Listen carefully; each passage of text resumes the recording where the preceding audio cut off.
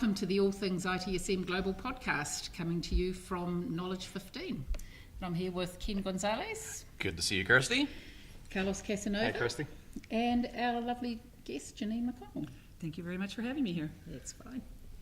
So, Jeannine, I know you're fairly recent to ServiceNow, and you're doing a lot of the strategy type work. Kind of looking forward industry-wise. Mm-hmm. Can you kind of just give us an idea of what sort of things you're looking at, industry-wise, where ServiceNow is trying to take some of the product and direction, and really kind of try to, they're trying to drive the industry. So, can you kind of speak to that a little bit? Absolutely. I think there are two critical things. I said I'm in a different city every day having the same conversation. Every day. Different boardroom, different people around the table, same conversation. The two things that I see predominantly really becoming hot topics, and I think it reflects the maturation of the industry, the maturation of the tool sets, and the kind of I call it convergence. So we've really seen a convergence around where I've been most of the morning here talking about governance. Governance is a huge issue because when you open the floodgates of everything as a service, there's kind of a predecessor activity that has a dependency that absolutely this is the right direction to go to look at everything as a service. But how do you govern that? How do you make sure that it does not turn into sprawl and rampant and abuse of the very flexible platform? So that's one thing that ServiceNow is investing a lot of time in helping our clients really understand what does a good governance model look like? How does ServiceNow actually enable a good governance model with GRC, with demand, with ideation, with change control, with all those aspects to tie those together. So I think the whole concept of that and where that's leading us to that's very exciting is the concept of business unit and service owner alignment. So we're working to be kind of a thought leader and an industry driver in basically aligning what the business units need, what the business units are doing, whether it's geography or whether it's line of business, with the services that are being provided by any of the various providers, and helping to really formulate a maturity model and kind of an S-curve of supply and demand to really help them go from an ad hoc reactive organization to a strategic advisor. Right. So we're looking at how that plays out in the platform, how that plays out from consultancy, how that plays out in just helping our organizations. And this isn't just a Fortune 500 discussion. Every organization needs this. The small organizations are running on such constrained capability with the same needs as a global behemoth. So this is really something we're looking to empower the smallest organization to the global conglomerate to be able to better handle demand, to better be able to manage everything as a service and beyond, and fully utilizing our suite. Any questions about that before I go to the second thing? Well, it's nice to see that there's technology being addressed to the situation. From your perspective, given that you're relatively new to ServiceNow, what do you see from the organizational challenges, the people issues that go along with that? How are you going to be addressing that as well? So what we're looking at, because we are not an organizational change provider, right? However, what we are endeavoring to do, particularly through my organization, which is an enterprise strategy team, we're part of the pre-sales organization, we're not a services organization. What we're doing is actually highlighting the need for, I love the term business transformation. Yeah. Okay, so there's a construct of business transformation that needs to be embedded all the way from the ideation, all the way through to the adoption management. So what we are doing is making sure that our clients really understand the need for that, the criticality to having that part of the rollout, and then directing them to either their own internal organizations that can maybe empower this, or to the providers that are inside the vast ServiceNow network to really make sure the right relationships are being made. Now, are you seeing that a lot of these organizations, we've had discussions with others about the management versus leadership issue. Yeah. So when you're going into these organizations, same conversation, different organization, different city, are you seeing that the individuals there, and I won't use either term, are you seeing that they are being leaders, or they're trying to be leaders, or is it still managers that are trying to task it and get it done? So the thing that I'm very excited about is, when they formed our organization, the expectation was, ServiceNow has and I'll say it right, go high, get wide, as opposed to get high, which we always quite frequently. The go high. It always looks better that way. It looks better that way. Yeah, really. We're all happier. But the go high, get wide, that was actually part of the reason that our organization was formed, to be the kind of ultimate go high strategy. So what's very fortunate for me, particularly as we're moving into this construct of business relationship management, which which actually they roll up to the CIO by and large. So, and again, in organizations large and small, we're getting an opportunity to interact and transact with the leaders more than the managers, and taking it from a tactical discussion to a strategic thought leadership discussion, and helping them articulate a feasible roadmap. You know, how do they get there, and how do they not, you know, proverbially eat the elephant in one bite? How do we help them craft a strategy that they will not, you know, falter right out the gate because, you know, you bite off too much? You know, so we're trying to help them with the leaders, the thought leaders in the organizations, where they can be found, and they're not always findable, right? But where they can be found, really, you know, you kind of recognize that was my breakfast this morning, when you've got a kindred spirit, you know, someone who really gets that, right? And they're hungry for partnership, and they're very, very anxious to engage us and help us connect them either internally or externally with the right people. But it is really, to your point, transforming from a management discussion, which frankly I'm not super interested in having, to a leadership discussion, which is where the, you know, management gets easier when leadership has the vision. I mean, leaders are far more valuable to an organisation than any manager.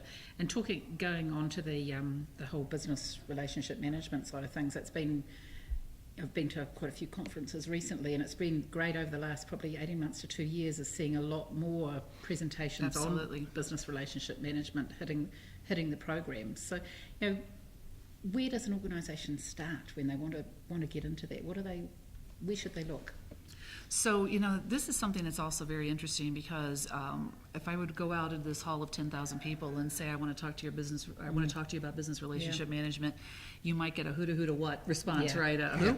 But, and what I tell people is, even if you don't have, you know, and some people call them business IT liaisons, some people call them BAs, what I tell people is, even if you don't have it formalized as a defined role or job family, somebody is doing that. Somebody better be doing that. Whether you have a 100-person IT or a 10,000-person IT organization, this activity is happening, but it's around. And you know, I've been in this industry a few years, and We've all dated ourselves.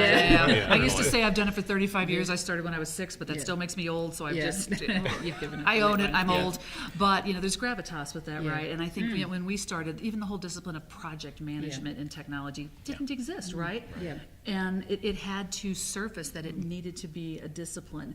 And business analysis has kind of followed that same track, right? You know, you got to have a professional standard around it to say this is a global best practice. And I think it's just, again, goes back to that evolutionary step of organizations are now realizing that even if I don't have a job family called business relationship management, I've got people, whether it's HR business partners, finance business partners, legal business partners, if your organization is big enough. But from an IT perspective, it is absolutely mandated that somebody is that liaison between the service owner and the consumers of the service. So if you want to find out just what that best practice is around business relationship management, I mean, is there a body of knowledge around that? Absolutely, there is, and it's really exciting and compelling. It's an organization that I think is just a couple of years old, but it's formed off of a group of very passionate, like-minded individuals. It's called the Business Relationship Management Institute, and we are working very closely with them to help manifest what their good practices are within the ServiceNow platform, because we are uniquely positioned to provide that strategic project portfolio view, along with the ramifications of that, the incident, the request, the change. So we can give you that tactical perspective as well as that more strategic perspective from a single pane of glass. And we are unique in the industry in an ability to take what BRMI has put together, which is an incredible body of knowledge, even in its first edition, and really kind of start to put the legs to that.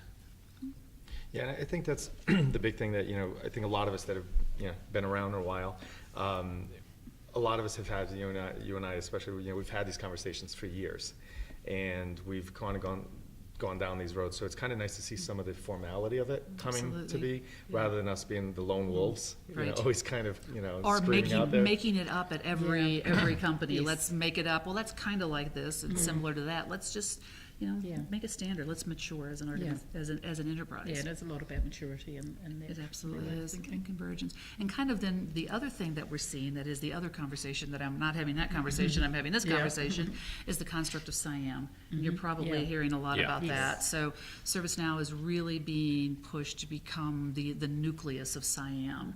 And so I'm having conversations with some incredible global organizations right now about how you empower a SIAM mindset through the capabilities of ServiceNow. And we've built out, and working with some of our clients to build out, I call it strategic SIAM, where you have a provider marketplace that does your build activities, which one of our clients said they wanted unconstrained capacity. And we said, well, how about well-controlled capacity, right? Yeah, So let's- unconstrained, yeah, unconstrained. unconstrained, That can end badly in the run Yeah, organization, that's right? right. Yeah. So what we're working is, how do you provision the capability to have a very agile, not to overplay that word, but Yeah. basically the ability to create a provider marketplace, manage, measure, govern, and correctly choose the right providers to empower your build organization, and then how do you do the same on your run organization, whether it be your service desk, whether it be your infrastructure teams, and be able to really leverage a global provider marketplace, but have rather than be driven by their value measures and by their systems, they play by the rules Yeah. of the client, and ServiceNow is the engine that's driving that SIAM mindset. So those are the two hot topics that I could spend pretty much most of my Yeah. time having. And honestly, again, I see a convergence. Yeah. Right. Because there's this, why are we doing the build work? Why are we doing the run work? It's to satisfy the demands of Yeah. whoever your constituency is, Oh, that's right? right. Yeah. So the better understanding what those demands are and governing that helps you be more adept at how you manage your provider marketplaces. So it's all convergence. Have DevOps advocates been any impact on this thinking? You know what, I know in previous years, and I know I didn't do it justice yesterday, but we've had Jean Kim and others come in and speak about this. But we did, actually I did a lab session yesterday on the whole construct of ServiceNow and empowering DevOps. So you kind of picked up my third topic of passion. But really, when you look at DevOps, I think people coming into that lab were immediately like, oh, we're going to show orchestration to Puppet and Chef. It's like, well, in fact, if you look at if you look at the mantra of DevOps, it's, collaborate, provide that visibility, and then automate. Yes. So what we really talked about was, again, not that I guess I'm becoming a one-trick pony, but taking it back to the whole voice of the customer, right? Yes. That's that collaboration, and how ServiceNow, I kind of have this little rant I go on about demand to deploy. And ServiceNow is that single platform to take you from demand to deploy, and having a transparent thread that runs from voice of the customer to this went into production and generated this many incidents, right? And that really supports a DevOps collaboration, because now you've got that visibility, that interconnectivity, as well as the ability to orchestrate your continuous integration, your other activities that you typically think of with DevOps, but we want to take it to the bigger, more strategic picture of the collaboration and visibility aspect. Yeah. Wow, you got your hands full. Yeah. It's fun stuff. Yeah, well, thanks a lot for your time this morning, Jeannine. You're welcome. It's my pleasure. Been a pleasure talking to you. Absolutely. Very interesting to Absolutely. see where Thanks, you Jeannine. go. Thank you, Thank you for your time.